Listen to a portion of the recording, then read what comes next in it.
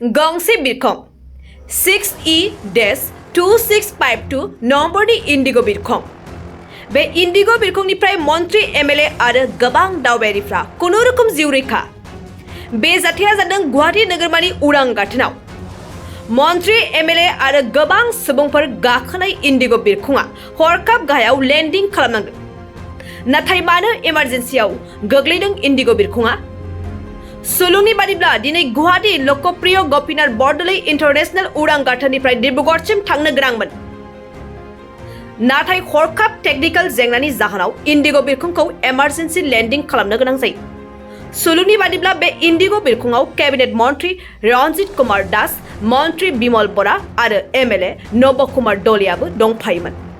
लोगोसेयैनो बिरखंआव दंफायोमोन गोबां दावबायारि सुबुंफोर नाथाय खाफाल गोनां बाथ्रा दि बे जाथायनिफ्राय मन्त्रि एमएलए जों लोगोसे गोबां सुबुंफ्रा जिउ रैखा मोननो हायो मख'नो गोनांदि बेबायदि टेकनिकेल जेंनानि जाब्रबथाया माखासे सप्तानि सिगां बे इन्डिग' बिरखंआवनो जादोंमोन दासिम बे जाथायनि सायाव बिरखं खुंथायनिफ्राय जेबो बाथ्राखौ मिथिहोनाय जायाखै नाथाय जाथाया जोबोद गिथावनामोन होननानै सुलुङा फोरमायदों थाखो जिसेआव मुं थिसननो हांखुर जानाय फरायसाफोरनि थाखाय मोनसे गोनां फोसावथाय रौता नर्थ इस्ट पाब्लिक फरायसालिया नोंथांमोननो मोनसे गोजोनथाव खौरां लाबोदों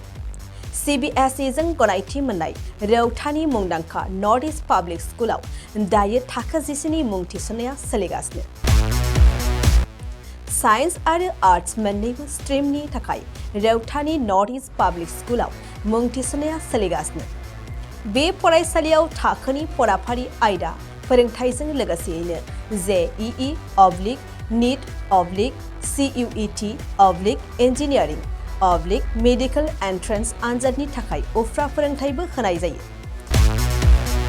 बे फरायसालियाव बिजाब बाख्रि फरायसाफोरनि थाखाय हस्टेल आरो गेलेनाय मोसानाय बायदि बायदि केरिकुलार एक्टिभिटिसनि सुबिदा दं गोसो गुदुं फरायसाफोरा दिनैनो दानो नैबे मबाइल नम्बर 8638605769 नङाब्ला 9435184298 आव थोंजों सोलाद लानो हागोन